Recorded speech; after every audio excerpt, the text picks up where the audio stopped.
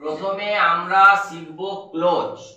তাহলে ক্লোজ থেকে কি তৈরি হয় না, এই অনেকগুলো ক্লোজকে জয়েনিং করে কি তৈরি হয়, সেন্টেন্স তৈরি হয়। তাহলে এই তিনটা অধ্যায় যখন আমরা পড়ি আলাদা আলাদা ভাবে কিন্তু পড়ি, তাই তো। ক্লোজ একটা চ্যাপ্টার, আবার গঠনগত স্ট্রাকচারাল সেন্টেন্স আর একটা অধ্যায়, আবার জয়েনিং আর একটা অধ্যায়। মনে হয় বিশাল বড় কিছু অধ্যায়, কঠিন অধ্যায়, কিন্তু না। তাহলে তিনটাকে আমি একটা অধ্যায় ইনক্লুড করে দেখাচ্ছি যে কার সঙ্গে কোনটা কিভাবে জড়িত। তাহলে প্রথমে আমরা ক্লোজ কনসেপ্ট গুলো শিখবো। ক্লোজ কনসেপ্ট গুলো আমরা যদি শিখতে পারি তাহলে কিন্তু আমাদের সেন্টেন্স তৈরি হয়ে যাবে। তো এই ক্লোজ কনসেপ্টকে যখন শিখে যাব এবং সেন্টেন্স তৈরি করতে যাব তখনই তো সেটা জয়েনিং। আবার জয়েনিং আলাদা করে পড়ার দরকার নেই। কি বললাম, বোঝা গেল? তাহলে প্রথমে আমরা ক্লোজ কে জানবো। ক্লোজ মানে কি? ক্লোজ কিছু ছেলে নাম শোনা মানে তার সেইখানে পড়াশোনা ছেড়ে দেয়। ক্লোজ নাম শুনেই অর্ধেক ছেলে মেয়ে পড়াশোনা ছেড়ে দেয় ইংলিশ, যে ক্লোজ পড়বো না মামা, কি কঠিন চ্যাপ্টার। তো ক্লোজ মানে হচ্ছে বাক্যাংশ। ক্লোজ মানে বাক্যাংশ। বিষয় শুনছিস তো? ক্লোজ মানে বাক্যাংশ। এই বাক্যাংশকে আমি সাধারণত প্রাথমিকভাবে দুভাগে যদি ভাগ করি, একটা হচ্ছে প্রধান বাক্যাংশ, কি বললাম, আর একটা অপ্রধান বাক্যাংশ বা নির্ভরশীল বাক্যাংশ। অপ্রধান বাক্যাংশ বা নির্ভরশীল বাক্যাংশ। প্রধান বাক্যাংশের ইংরেজি নাম হচ্ছে মেইন ক্লোজ। প্রধান বাক্যাংশটার নাম কেন? সে সেই বাক্যটাকে কন্ট্রোল করে।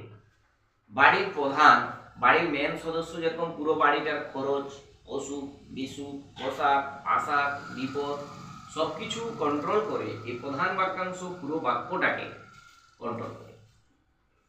বোঝা গেল? এই প্রধান বাক্যাংশের ইংরেজি নাম হচ্ছে মেন ক্লোজ। আর তোরা এই মেন ক্লোজ যদি পড়িস 3 সপ্তাহ লাগিয়ে দিবি স্যার মেন ক্লোজ কি বুঝতে পারছিস? মেন ক্লোজ মানে প্রধান বাক্যাংশ, প্রধান অর্থটা সেটার মধ্যে ইনক্লুড আছে, আর তার উপর ডিপেন্ডেন্ট করে অন্যান্য যে সমস্ত ক্লোজ গুলো হয় তাকে অপ্রধান বাক্যাংশ বা ডিপেন্ডেন্ট ক্লোজ বলা হয়। কি বলা হয়? Dependent close. এটুকু ক্লিয়ার? তাহলে আমরা মেন ক্লোজ পেলাম, মেন ক্লোজের উপর নির্ভর করে ডিপেন্ডেন্ট ক্লোজ তৈরি হয়। আর এই দুটোকে যে যোগ করে তার নাম হচ্ছে কনজাংশন। কি বললাম? কনজাংশন। আর এই কনজাংশনের সাহায্যে আমরা তৈরি করতে পারবো অনলি কি কি বাক্য? অনলি তৈরি করতে পারবো সিম্পল কম্পাউন্ড সেন্টেন্স। কি তৈরি করতে পারবো? Compound sentence. আর কি তৈরি করতে পারবো? Complex sentence. তাহলে আমাদের আর একটা সেন্টেন্স থেকে গেল। কি সেন্টেন্স থেকে গেল? সিম্পল সেন্টেন্সটা আমি এখানে লিখছি। সিম্পল সেন্টেন্স, তাই তো? তাহলে simple sentence, compound sentence, complex sentence. তাহলে আমরা জেনে গেছি যে কম্পাউন্ড বা কমপ্লেক্স সেন্টেন্স তৈরি করব এই কনজাংশনের সহযোগিতায়। কার সহযোগিতায়? কনজাংশনের সহযোগিতায়। এই কনজাংশন আবার দুই প্রকার। কি কি? একটা আছে কোঅর্ডিনেট কনজাংশন। কি বললাম? Coordinate conjunction. আর একটা আছে সাবঅর্ডিনেট কনজাংশন। তাহলে একটা কোঅর্ডিনেট কনজাংশন আর একটা সাবঅর্ডিনেট কনজাংশন। তাহলে এই কোঅর্ডিনেট কনজাংশন দিয়ে আমরা কি তৈরি করছি? কম্পাউন্ড সেন্টেন্স তৈরি করছি। আর সাবঅর্ডিনেট কনজাংশন দিয়ে কি তৈরি করছি? কমপ্লেক্স সেন্টেন্স তৈরি করছি। তাহলে এই কোঅর্ডিনেট কনজাংশন দিয়ে আমরা তৈরি করছি কম্পাউন্ড সেন্টেন্স, আর সাবঅর্ডিনেট কনজাংশন দিয়ে আমরা তৈরি করছি কমপ্লেক্স সেন্টেন্স, তাই তো? এই যে সাবঅর্ডিনেট কনজাংশন দিয়ে তৈরি হচ্ছে এই কমপ্লেক্স সেন্টেন্স, এই কমপ্লেক্স সেন্টেন্সের মেন ক্লোজ বাদে যে ক্লোজটা থাকে তাকে কি ক্লোজ বলবো? ডিপেন্ডেন্ট ক্লোজ, বা তার আরেকটা নাম কি? Subordinate clause. তাহলে কমপ্লেক্স সেন্টেন্সে আমাদের থাকবে এমসি যুক্ত এসসি। কমপ্লেক্স সেন্টেন্সে কি থাকবে? এমসি যুক্ত এসসি। এমসি এসসি কে যোগ করবে কে? Subordinate conjunction. কে যোগ করবে? Subordinate conjunction. আর এখানে কে থাকবে? এখানে তো একটা তো এমসি থাকলো, আর একটা কে থাকবে? এটাই হচ্ছে বড় প্রশ্ন, এটাই অর্ধেক ছেলে মেয়ে বুঝতে পারে না। এখানে কিন্তু আবার একটা এমসি থাকবে, আবার একটা এমসি থাকবে, এবং এই এমসিটা যেহেতু এই কোঅর্ডিনেট কনজাংশন দিয়ে যোগ হয়, সেই জন্য তাকে নাম দেওয়া হয়েছে সিসি। কি নাম দেওয়া হয়েছে? সিসি মানে কোঅর্ডিনেট ক্লজ। কোঅর্ডিনেট ক্লজ অর্থাৎ এই এমসির আরেকটা নাম কি? Coordinate clause. আর এই এসসির এখানে কি ছিল? এখানে ডিপেন্ডেন্ট ক্লজ বা ডিসি বা সাবঅর্ডিনেট ক্লজ। তাই এই যে ডিসি আমি এখানে প্রথম দেখিয়েছিলাম ডিপেন্ডেন্ট ক্লজ, তাহলে ডিপেন্ডেন্ট ক্লজের আরেকটা নাম হয়ে গেছে এসসি। এই ডিপেন্ডেন্ট ক্লজের আরেকটা নাম হয়ে গেল এসসি অর্থাৎ সাবঅর্ডিনেট ক্লজ। কেন নাম হলো? কেন নাম হলো? কারণ এই সাবঅর্ডিনেট কনজাংশন দিয়ে যোগ হচ্ছে। আর এই এমসির আরেকটা নাম হয়ে গেল সিসি অর্থাৎ কোঅর্ডিনেট কনজাংশন, কোঅর্ডিনেট ক্লজ। কেন নাম হলো? এই কোঅর্ডিনেট কনজাংশন দিয়ে যোগ হচ্ছে। কার সঙ্গে যোগ হচ্ছে? মেন ক্লজের সঙ্গে যোগ হচ্ছে।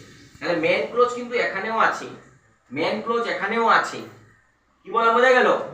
এখানে যে ক্লজটা আছে সে হচ্ছে সাবঅর্ডিনেট ক্লজ, এখানে যে ক্লজটা আছে সে হচ্ছে কোঅর্ডিনেট ক্লজ। তাহলে কেউ যদি জিজ্ঞাসা করে যে কম্পাউন্ড সেন্টেন্স সম্বন্ধে বলো, তাহলে একদম পরিষ্কার একটা চিত্র আমরা দিতে পারবো যে স্যার কম্পাউন্ড সেন্টেন্সে এক বা একাধিক মেন ক্লজ থাকে এবং এই মেন ক্লজগুলো কোঅর্ডিনেট কনজাংশন দিয়ে যোগ হয়। তাহলে কি শিখলাম? যে কম্পাউন্ড সেন্টেন্সে এক বা একাধিক মেন ক্লজ থাকে আর সেই মেন ক্লজগুলো কোঅর্ডিনেট কনজাংশন দিয়ে যোগ হয়, সেটাই হচ্ছে কম্পাউন্ড সেন্টেন্স। এবারে আমাদের যদি কম্পাউন্ড সেন্টেন্সে জয়েনিং আমরা শিখতে যাই, তখন আর বাবা জয়েনিং আবার কি শিখবো? আরে তার সংজ্ঞার মধ্যেই তো জয়েনিং আছে। যে কম্পাউন্ড সেন্টেন্সের কনসেপ্টটা জেনে গেছে, তাহলে আমি যখন কম্পাউন্ড সেন্টেন্স জয়েনিং করব, আমার দুটো বাক্যকে যোগ করব, তো দুটো বাক্যকে যখন যোগ করব শুধু মাঝখানে কোঅর্ডিনেট কনজাংশন গুলো ঢুকিয়ে দিব। কি ঢোকাবো?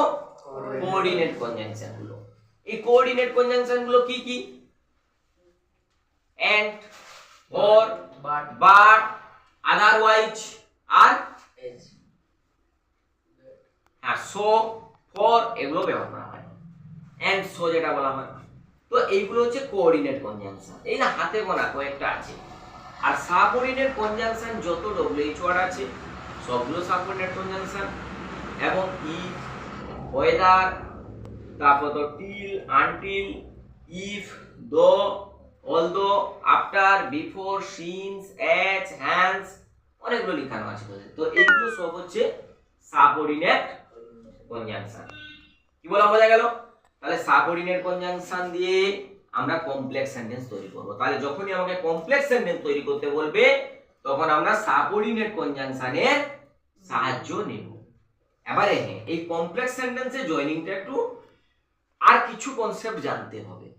জয়েনিং তো অবশ্যই করব। এবারে কখনো কখনো যে দুটো বাক্য দেওয়া থাকবে S1 S2, কখনো কখনো S2 আগে আসতে পারে। মানে আমাকে তো জয়েনিং করতে বলেছে, দুটো বাক্য দেওয়া আছে S1 আর S2, সেন্টেন্স 1 সেন্টেন্স 2। তাহলে S1 S2 বা সেন্টেন্স 1 সেন্টেন্স 2 যখন দেখাচ্ছে, তখন আমাদেরকে দুটো বাক্যকে যোগ করতে হবে। কখনো কখনো দ্বিতীয় বাক্যটা প্রয়োজন পড়লে সামনে আনতে হতে পারে। তো সেই জন্য দুটো বাক্য পড়ে আমাদেরকে বারবার দেখতে হবে যে এই দুটো বাক্যকে কোনটা আগে রাখলে আমার অর্থ মিলছে। শুধু কনজাংশন দিয়ে দুটো বাক্যকে যোগ করে দিলে হবে না, সব থেকে যেটা জরুরি সেটা হচ্ছে অর্থ মিলতে হবে। ঠিক আছে? ধর একটা বাক্য আছে I know it, I know it, আর একটা বাক্য আছে দে প্লে গুড। তাহলে দুটো বাক্য আছে, কি আছে, আমি জানি এটা, তারা ভালো খেলে। এবারে এই দুটোকে যোগ করব, এই দুটোকে যোগ করব, তাহলে কি হবে যোগ করলে? They play good, that is none to. হ্যাঁ হতে পারে, they play good which is none to me, যেটা সেন্টেন্সিয়াল রিলেটিভ ক্লজ তোদেরকে পড়িয়েছিলাম। পুরো সেন্টেন্সটাকে মডিফাই করছে, আমি কোনটা জানি তারা ভালো খেলে, এইটা আমি জানি, হুইচ আই নো ওয়েল, যেটা আমি ভালো করে জানি। বা আর কি হতে পারে, আই নো দ্যাট, এখানে ইটটা উঠিয়ে দ্যাট জুড়ে দিব, দেখলে আমি জানি যে, সামনে আনলে অর্থ কিন্তু পড়ছে, অতএব এইটা দেখে নিতে হবে। এবং এই ডিসির তিনটা ভাগ আছে, তোরা জানিস, noun clause, adjective clause, adverbial clause. তো সেই কনসেপ্টগুলো একটু জানতে হবে। নাউন ক্লজটা আমি কোথায় বসাবো, কোথায় বসাবো থেকেও জরুরি, আমরা যদি অর্থ মিলাই সব থেকে সোজাভাবে হয়ে যাবে। দেখ, নাউন ক্লজটাই একমাত্র একটু কঠিন লাগবে, কিন্তু অ্যাডজেক্টিভ ক্লজ কিন্তু সবসময় আমি বলেছি যাকে মডিফাই করবে সেই অ্যান্টিসিডেন্ট, সেই অ্যান্টিসিডেন্টের পাশে বসবে। আর অ্যাডভার্বিয়াল ক্লজ তো এজ, বিকজ দিয়ে যোগ হবে, এগুলো দিয়ে দো, ইফ, এগুলো দিয়ে, এবং সবথেকে বড় ব্যাপার হচ্ছে কি, কোথায়, কেন, কিভাবে, এইগুলোর উত্তর দিবে। শর্ত বোঝালে, হ্যাঁ, কন্ডিশন, এইগুলোর উত্তর দিবে। আমি সেখানে যাইনি, আর একটা বাক্য আছে প্রচুর বৃষ্টি হচ্ছিল। তাহলে দুটো বাক্যকে যোগ করলে কি হবে,